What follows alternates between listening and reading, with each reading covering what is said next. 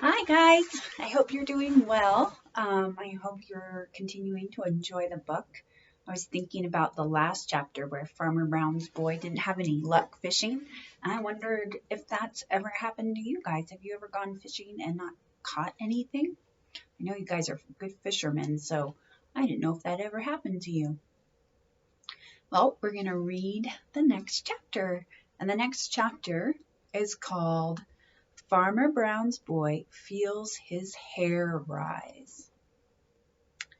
'Twas just a sudden odd surprise made Farmer Brown's boy's hair to rise.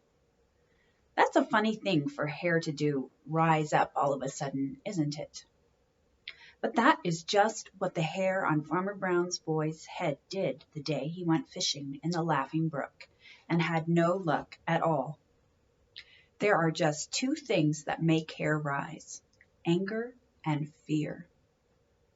Anger sometimes makes the hair on the back and neck of Bowser the Hound and of some other little people bristle and stand up, and you know the hair on the tail of Black Cat stands on end until her tail looks twice as big as it really is. Both anger and fear make it do that, but there is only one thing that can make the hair on the head of Farmer Brown's boy rise, and as it isn't anger, of course, it must be fear. It had never happened before. You see, there isn't much of anything that Farmer Brown's boy is really afraid of. Perhaps he wouldn't have been afraid this time if it hadn't been for the surprise of what he found.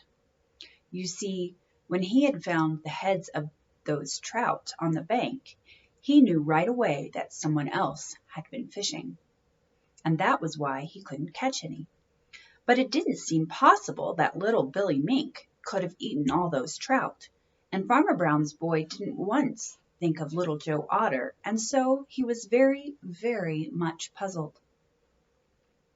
He was turning it all over in his mind and studying what it could mean when he came to a little muddy place on the bank of the Laughing Brook.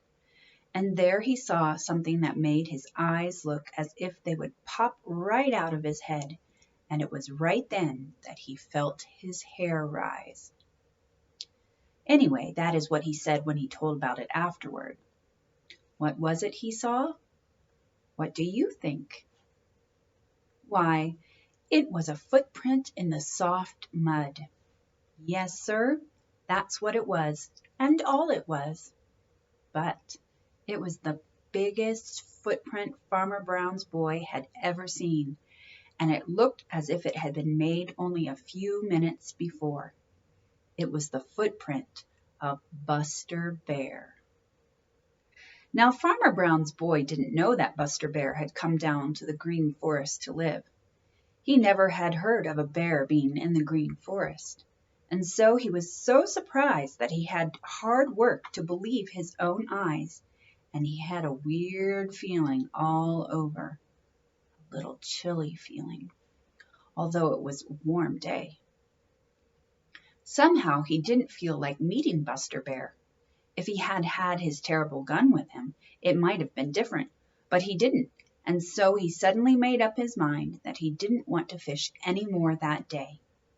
He had a funny feeling, too, that he was being watched, although he couldn't see anyone. He was being watched. Little Joe Otter and Buster Bear were watching him and taking the greatest care to keep out of his sight. All the way home through the Green Forest, Farmer Brown's boy kept looking behind him, and he didn't draw a long breath until he reached the edge of the Green Forest. He hadn't run, but he had wanted to. "Huh," said Buster Bear to Little Joe Otter. "I believe he was afraid." And Buster Bear was just exactly right. And that's the end of chapter 8. So now for chapter 9. Little Joe Otter has great news to tell. Little Joe Otter was fairly bursting with excitement. He could hardly contain himself.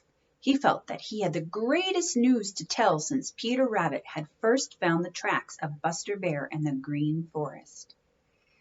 He couldn't keep it to himself a minute longer than he had to, so he hurried to the Smiling Pool where he was sure he would find Billy Mink and Jerry Muskrat and Grandfather Frog and Spotty the Turtle, and he hoped that perhaps some of the little people who live in the Green Forest might be there too. Sure enough, Peter Rabbit was there on one side of the Smiling Pool making faces at Reddy Fox, who was on the other side, which of course was not at all nice of Peter. Mr. and Mrs. Redwing were there, and Blacky the Crow was sitting in the big hickory tree. Little Joe Otter swam straight to the big rock and climbed up to the very highest part. He looked so excited and his eyes sparkled so that everyone knew right away that something had happened. "Hi!" cried Billy Mink. "Look at Little Joe Otter. It must be that for once he has been smarter than Buster Bear." Little Joe made a good-natured face at Billy Mink and shook his head. "No, Billy," said he, "you are wrong, altogether wrong. I don't believe anybody can be smarter than Buster Bear. Here's a picture." All right. Can you see all the animals? Is it Laughing Brook? And Smiling Pond. All right. Reddy Fox rolled his lips back in an unpleasant grin.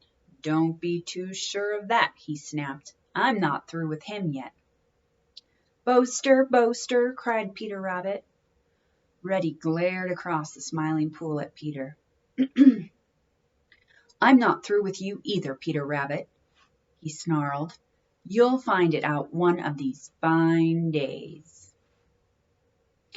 Reddy, smart and sly, couldn't catch a buzzing fly," taunted Peter.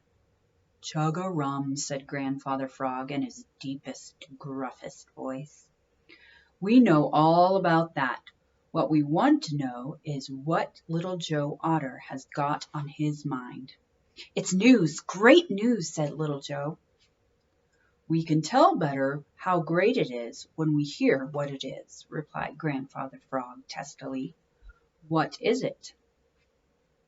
Little Joe Otter looked around at all the eager faces watching him, and then, in the slowest, most provoking way, he drawled, Farmer Brown's boy is afraid of Buster Bear." For a minute, no one said a word. Then Blacky the Crow leaned down from his perch in the big hickory tree and looked very hard at Little Joe as he said, "I don't believe it.